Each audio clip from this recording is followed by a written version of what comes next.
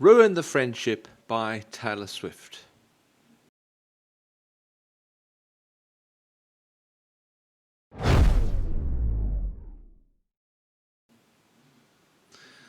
And so we come to track 6 on the album, Life of a Showgirl. And this is the third track that I would say is part of this slower middle section, or at least this differently styled middle section of the album, which is much less glittery pop than the first 3 tracks. And in many ways, we're returning to classic Taylor Swift style here, with storytelling at the forefront here. I'm not going to say anything at this stage about the background and context of this song. I'll leave that for a little bit later. My reason for doing that is that I want us to imagine that we're hearing this song for the first time and we don't know the twist that's going to come in the song. Watching videos of people who are reacting to this song for the first time without ever having heard it before, that moment of the twist really hits quite hard. So I think we can better understand the song if for the moment we pretend that we don't know the twist that's coming. So with that in mind, let's dive into Ruin the Friendship by Taylor Swift.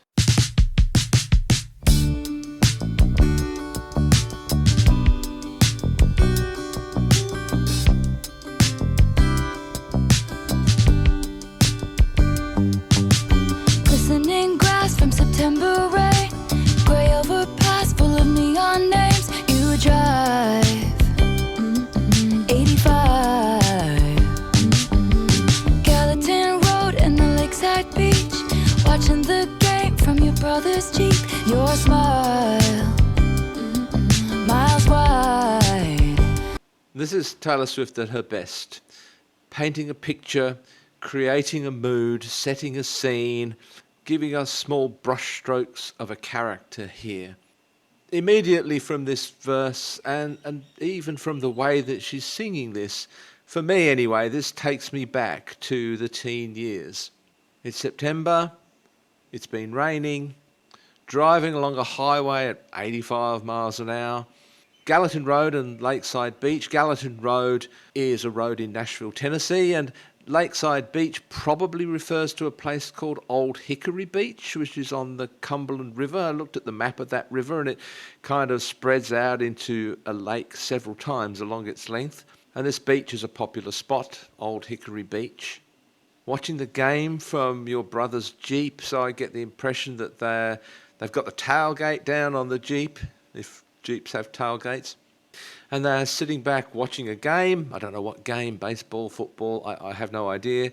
Very relaxed scene. She's out with a friend. There's this sense of closeness in this relationship. Your smile, miles wide. That's really all she says about the person at this point in the song.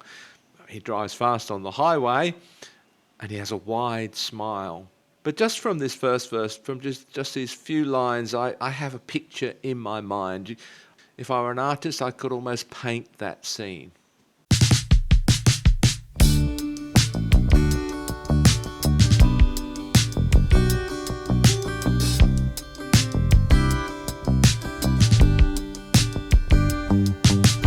Glistening grass from September rain, grey overpass full of neon names. You drive 85, Gallatin Road and the lakeside beach, watching the game from your brother's Jeep. Your smile, miles wide. And it was not an invitation. Should have kissed you anyway. Should have kissed you anyway. And it was not convenient, no, but your girlfriend was away. Should have kissed you anyway. And it was not an invitation. That smile, his smile that's miles wide. Again, I can just imagine that scene, the two of them in the Jeep, their eyes meet and he gives her a wide smile. And it was not an invitation, she says.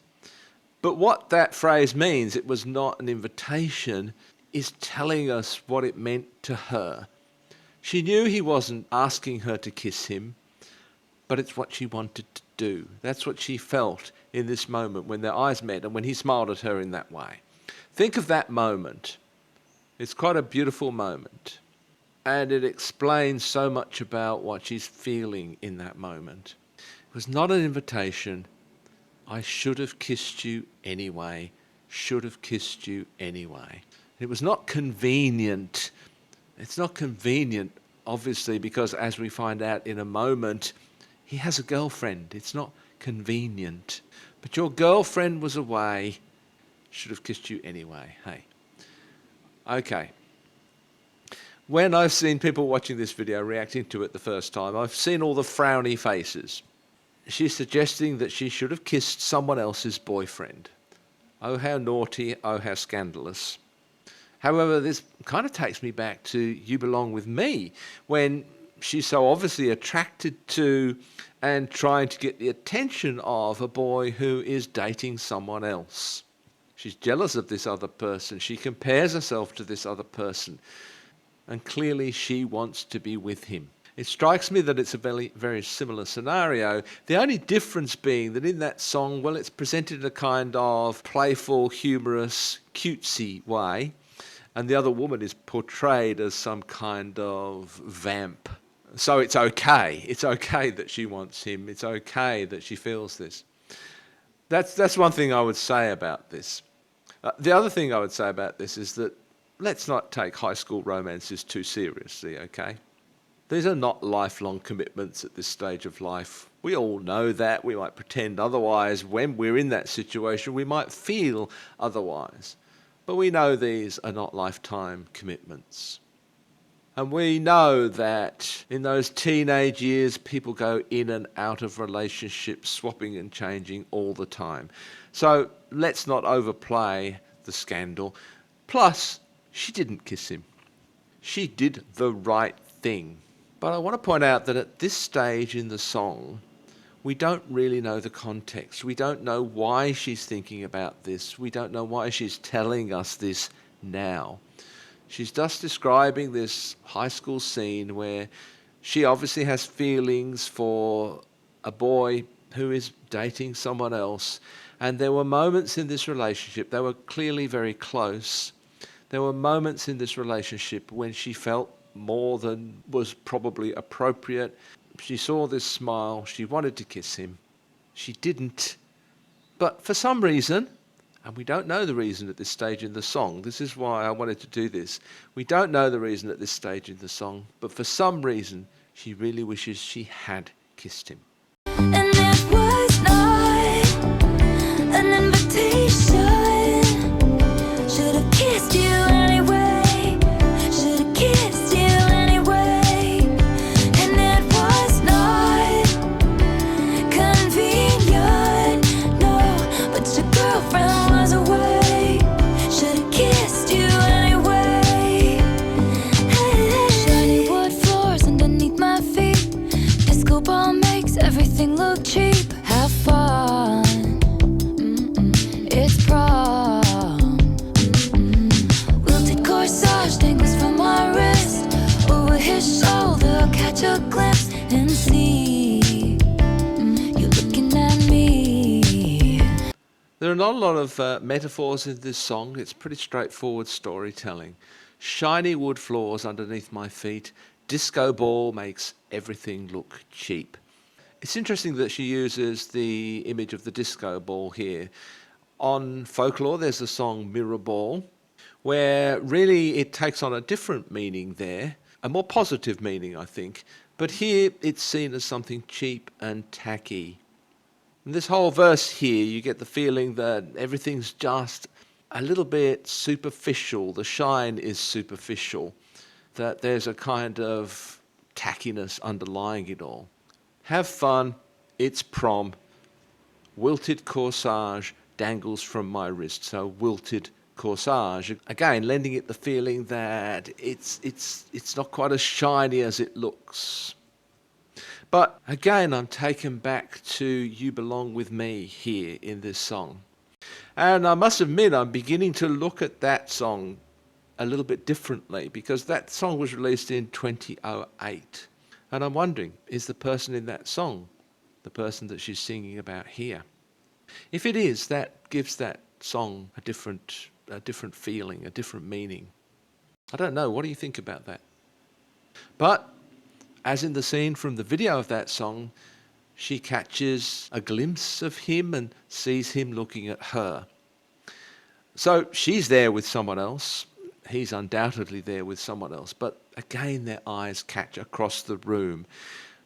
There's clearly this electricity between them. There's something between them that at the time they were not able or willing to express. At least there was something on her part that she was not able or willing to express. And we still don't know at this stage the full context of this song, which is, again, it is brilliant storytelling, you see. You don't reveal everything to the reader or the listener at once. You leave them wondering. You leave them wondering what this is about. Why is she telling us this story? There must be a reason why she's telling us this story now. We don't know, but she has us hanging there, waiting for the drop, as it were. Wood floors underneath my feet. Disco ball makes everything look cheap. Have fun. It's prom. Wilted corsage dangles from my wrist. Over his shoulder, I'll catch a glimpse and see you looking at me. And it was not an invitation, but as the 50-cent song played, should've kissed you anyway. And it was not convenient, would've been the best mistake. Should've kissed you anyway. In this chorus, she changes up the words a little bit. Again, it was not an invitation. We're still at the prom at this moment. But as the 50-cent song played, well, what 50-cent song? I know we've all been asking. There's a few suggestions. I'm not a huge fan of 50 Cent, and I don't know many of his songs, but it seems to me that it may well have been Candy Shop. If so, then that song's full of all kinds of sexual innuendo as well as drug references. And if it is that song, it expresses a sexual tension, which seems quite appropriate at this moment. But we know, of course, that Taylor Swift would never write a song with any kind of sexual innuendo in it or double entendre, right? But again, she says she should have kissed him anyway. It would have been the best mistake. She knows it's a mistake. She's not saying that this is the right thing to do, but she is saying that it would have been a mistake worth making. It would have been a good mistake to make, even if she had to live with unfortunate consequences subsequently.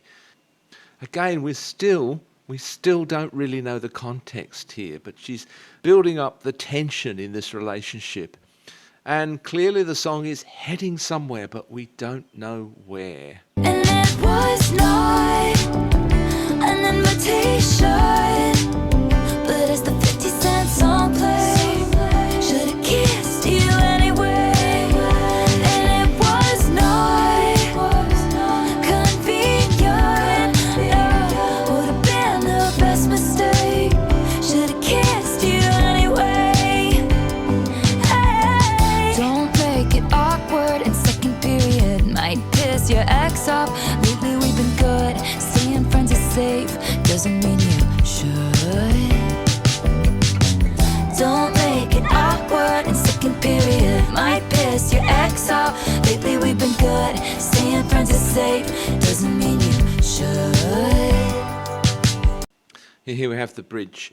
I'm focusing mainly on the lyrics here rather than on Taylor's vocals or the music, because this is clearly a song where the lyrics are the most important part. Don't make it awkward in second period. Why is my mind taken back here to the video of Teardrops on My Guitar? She's in the chemistry lab with someone who's obviously a good male friend, right? But who's seeing someone else. Again, should we be reconsidering those songs in the light of this? Might piss your ex off. So it seems that his relationship with this other girl is at an end. Lately, we've been good. I presume that refers to her own relationship with this boy. But staying friends is safe. So even though his relationship with this other girl seems to be at an end, it still is safer for Taylor and this boy to remain friends. Staying friends is safe. And I think she's saying to herself, don't make it awkward in the second period.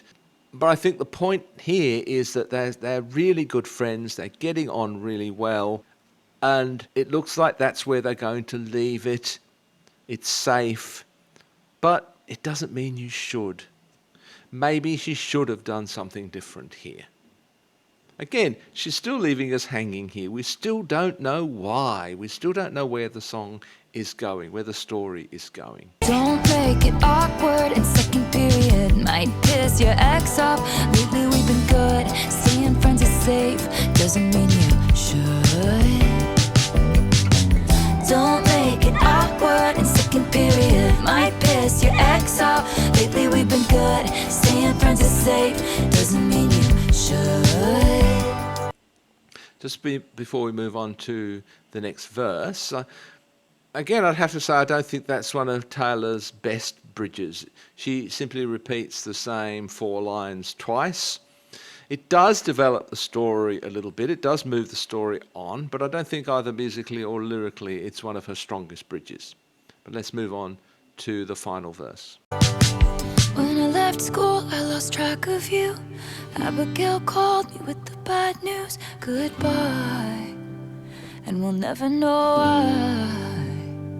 And now we come to the heart of the matter. And this is where those who've been reacting to this song, listening to it for the first time, you see a change in their facial expressions. Okay, Abigail. Well, for Swifties, of course, that immediately puts them back in Taylor's high school years, if there was any doubt at all. Abigail, one of her best friends.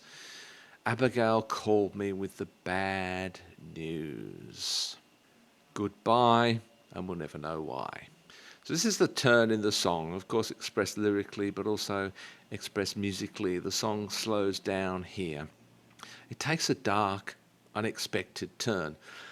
Unexpected, I suppose, but if you're familiar with good storytelling, I think you would have had some suspicion all along that something was going to happen here. There had to be a reason why she was telling us this, and here it is. When I left school, I lost track of you. So she feels guilt about that. She's off having her career now. This is 2010. This is, of course, about her high school friend, Jeff Lang.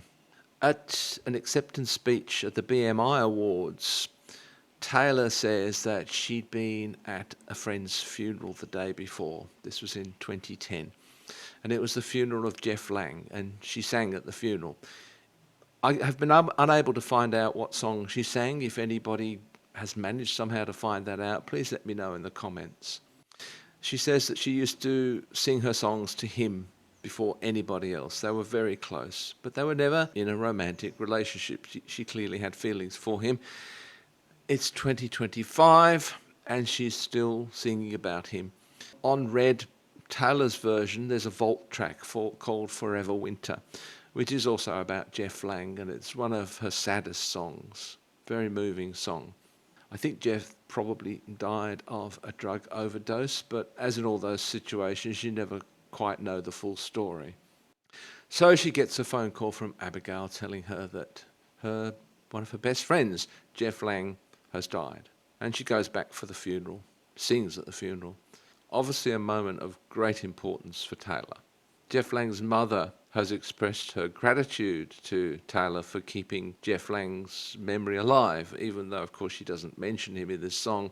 Everybody knows it's about Jeff Lang. When I left school, I lost track of you. Abigail called me with the bad news. Goodbye, and we'll never know why. It was not an invitation, but I flew home anyway, with so much left to say. It was not convenient, no, but I whispered at the grave. Should've kissed you anyway.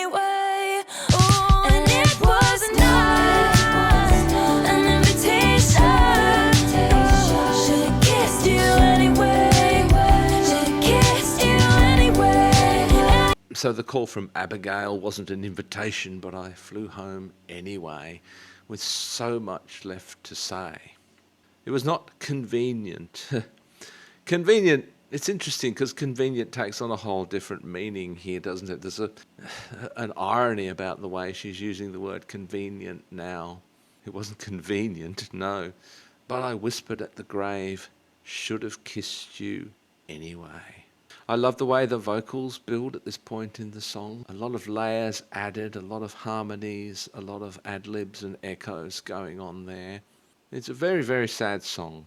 It was not an invitation, but I flew home anyway, with so much left to say. It was not convenient, no, but I whispered at the grave, should've kissed you anyway. Ooh, and it was not an invitation, should've kissed you anyway, should've kissed you anyway, anyway. And it was not my advice, it's always ruin the friendship, better than regret it for all time.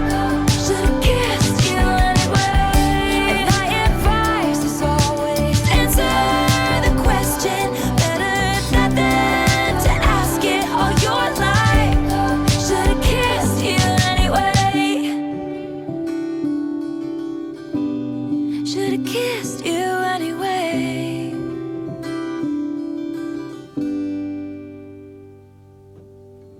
My advice is always ruin the friendship. I know there was a lot of speculation when the title of this song was revealed. I'm so glad it's not about the things that people thought it was about. It's a much, much better song than that. But now we understand. Now this puts the earlier parts of the song in the context. Why should she have kissed him anyway? Early on in the song, it just looks like she's kind of suggesting that she should break the code, the high school code that, you don't move in on someone else's boyfriend. But it's much, much more than that. We know now why in that earlier part of the song she's saying she should have kissed him anyway. She had her opportunities. She had her opportunities when he was seeing someone else, and it seems to me she had her opportunities when he wasn't seeing someone else as well. But she was worried at the time. She was, first of all, worried that she'd break the code, but then subsequently worried that she'd ruin the friendship, because what they had was special to her. And if she took the next step, if she kissed him, she might ruin the friendship. Well, her advice is always ruin the friendship, because you don't know what's ahead. Always answer the question. Don't be left wondering. That's the why of this song. That's why she was feeling the things that she was feeling earlier. That's why she says she should have kissed him anyway. I think it changes the whole meaning of the song when you see it in that way. It's not just some high school game. It's not just about breaking up some high school romance. It's about something much deeper than that. Jeff Lang was only 21 when he died. You never know what's ahead, and you need to take chances. That's the message. I know there are some people who think that a song like this doesn't belong on this album. They were expecting everything to be upbeat and shiny and happy. But I am so glad that she put this song here. In terms of its placement on the album, we've gone from the first three very glittery, very upbeat songs, moving into a different section, a section with a very different feel, where she's exploring much deeper issues. And then we get to this song, which I think takes it to a really much deeper level.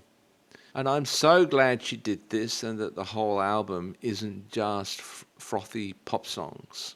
For me, this is going to be one of the songs from this album that stays with me.